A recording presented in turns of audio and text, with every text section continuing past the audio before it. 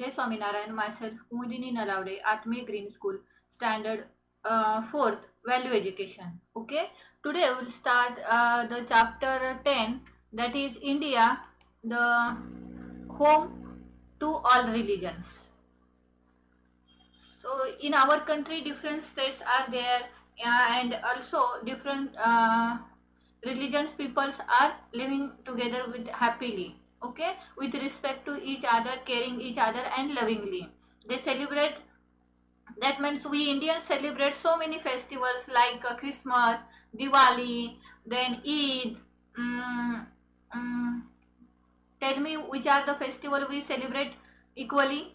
So many festivals are there, right now. So each month bring the lot blossoms of festival in each month, right? Okay, so how can we know about the different religions? Can anyone tell me the types of one, two, three religions? Hindu, Muslim, Sikh, Isai, right? Punjabi. So many religions are here in our country, but they are living with harmony, with caring each other, with respecting each other, right? Na?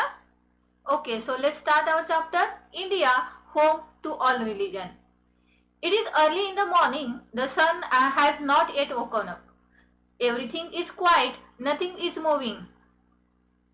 सुबह का वक्त होता है, बिल्कुल सारी जगह शांत होता है ना? कभी उठे हो जल्दी 4 और 5 o'clock, तो आपको मैक्सिमम 6 o'clock भी अगर आप उठे हो तो आपको आप अगर बालकनी में जाओगे या फिर बाहर नीचे गार्डन में वगैरह घूमने के लिए जाओगे मम्मा के साथ या आपके ग्रैंड पेरेंट्स के साथ, तो आप देखोगे बिल्कुल शांत और बहुत ही सुंदर एनवायरमेंट होता है वहाँ. What is that sound you hear? It is the Muslim call prayer. तो 5 या 6 बजे मुझे लगता है हर जगह, नॉट इन आवर भरूच, हर जगह आपको एक प्रेयर सुनाई देगी. दूर से ही सही, लेकिन वो प्रेयर इतनी मतलब दिल को छू जाती है कि हम भी कहीं ना कहीं, हमें उसके वर्ड्स नहीं पता होते, लेकिन हम भी मन से भगवान के लिए भगवान से प्रार्थना करते हैं. उसे हम अजान कहते हैं, है ना? हमें नहीं पता कौन से वर्ड्स, मतलब उस प्रेयर के प्रोनाउंसिएशन या कोई वो कौन से वर्ड्स वो यूज कर रहे हैं, लेकिन वो स्वर और उनकी जो भावना, भक्ति, वो हमारे दिल को छू जाती है और हम भी कहीं ना कहीं अपने भगवान की प्रार्थना करना मन में शुरू कर देते हैं. तो वो कितना पवित्र वातावरण होता होगा, आपने कभी फील किया है ये? Then a little later you hear another sound. What is that? It is the tinkling of temple bells. अब दूसरी आवाज सुनो. ये कौन सी बेल है? हाँ, ये तो साईं बाबा के मंदिर की बेल है, या फिर अपने गणेश जी की, शंकर भगवान जी की मंदिर की बेल होती है, जो सुबह सुबह पुजारी जी करते हैं. वो काकड़ आरती की बेल होती है. Isn't that sound lovely? Isn't that a lovely sound? कितना सुंदर वातावरण होता है, और वो साउंड जो ध्वनि निर्माण होता है वो भी कितना पवित्र, शांत और मन को पवित्र करने देने वाला ये आवाज होती है. When you go to the shop later, you hear a Christmas carols and see the beautiful Christmas tree. आप कभी शॉपिंग मॉल जाओगे या फिर किसी बड़े शॉप में जाओगे तो आपको क्रिसमस ट्री या क्रिसमस कैरोल्स देख के कितना सुंदर लगता है ना? हाँ यार, क्रिसमस ट्री कितना प्यारा है ये. तो हमें बिल्कुल सांता क्लॉज या फिर वो चर्च वगैरह इनकी याद आती है ना? Don't you think you are lucky to live in a country like ours? तो मन में कहीं ना कहीं आप ये कभी सोचा है आपने कि मैं कितना लकी हूँ कि भारत देश में मैं पैदा हुआ हूँ? क्योंकि देखो, हमें कितने सारे रिलीजन्स के साथ हम रह रहे, उनके विचार, उनके रहन सहन, उनकी भाषा, उनके त्योहार सब हम सेलिब्रेट करते हैं, है ना? सो वी आर लकी ना. India is a home to many religion. We come to know more about this religion from their holy books. अब भारत में बहुत सारे रिलीजन्स है, तो उसके बारे में हमें कहाँ से पता चलता है? मतलब बहुत सारी जानकारी हमें किससे मिलती है? जो पवित्र धर्म ग्रंथ होते हैं उनसे मिलती है. We call this books as scriptures. तो ये स्क्रिप्चर जो होते हैं वो क्या होते हैं? पवित्र धर्म ग्रंथ होते हैं. Scriptures are very very old. ये बहुत पुरातन काल से हैं. They have been written in a beautiful old language by wise people. अब ये बहुत ही सुंदर और अच्छे तरीके से लिखा होता है। एंड जो पहले ओल्ड लैंग्वेज मीन्स पहले जो भाषा बोली जाती थी, लिखी जाती थी, उस लैंग्वेज में है। It is not in Hindi, Marathi, Tamil और गुजराती और इंग्लिश।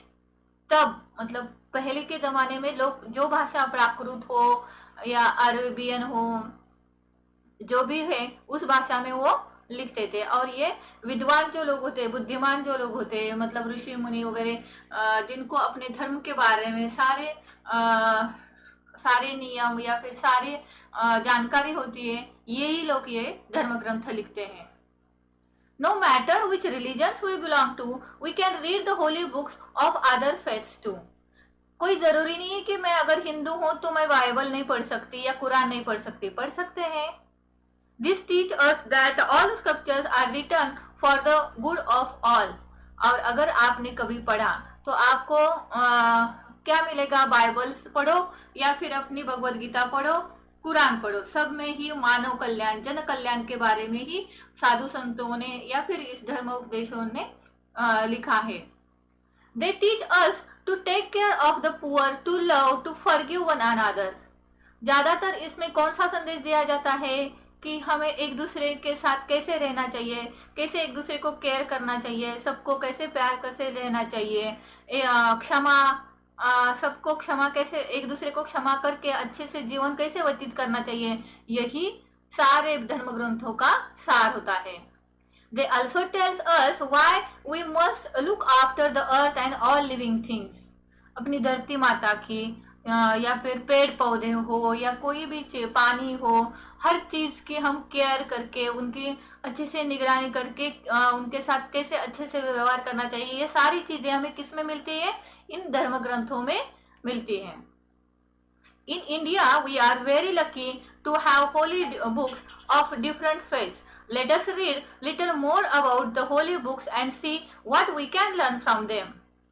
चलो देखते हैं कौन कौन से स्क्रिप्चर्स या कौन कौन से धर्म ग्रंथों के बारे में इस चैप्टर में हम पढ़ेंगे। अवर स्क्रिप्चर्स, देखो पिक्चर भी कितना प्यारा लग रहा है ना।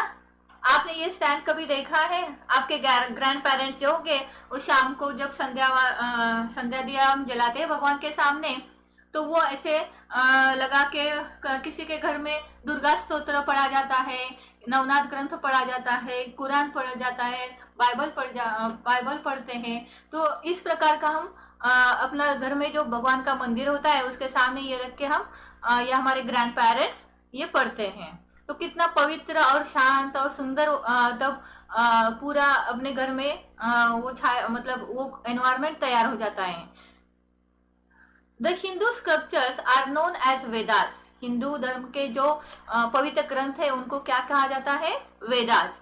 Vedas are 4 in numbers. कितने वेद है? 4 है। सामवेद, यजुर्वेद, ऋग्वेद और सामवेद, ऋग्वेद, यजुर्वेद और अथर्ववेद।